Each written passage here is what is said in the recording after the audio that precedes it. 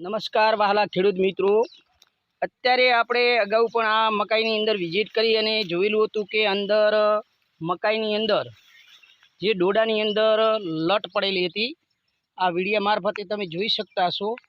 તો એનો સ્પ્રે આલવાથી અત્યારે આખી મકાઈની રોનક બદલી ગયેલી છે. એનું રિઝલ્ટ વિડીયા મારફતે અગાઉ પણ આપણે એક વિડીયો મોકલેલો હતો. એ જ મકાઈની અંદર આ આપણે લટનો સ્પ્રે મારેલો હતો.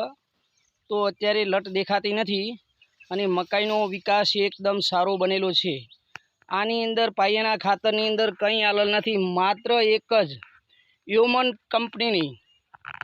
હ્યુમન કંપનીની કીટ આપેલી છે અને આ કીટનું કમાલ છે.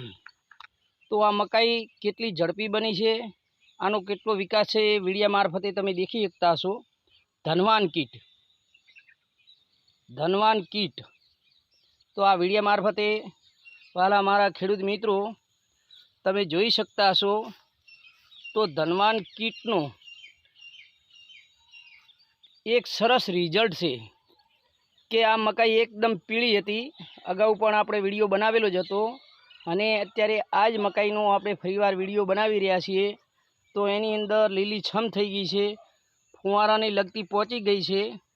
વિડીયા મારફતે આપણે ફુવારા સામે દેખાઈ રહ્યા છે.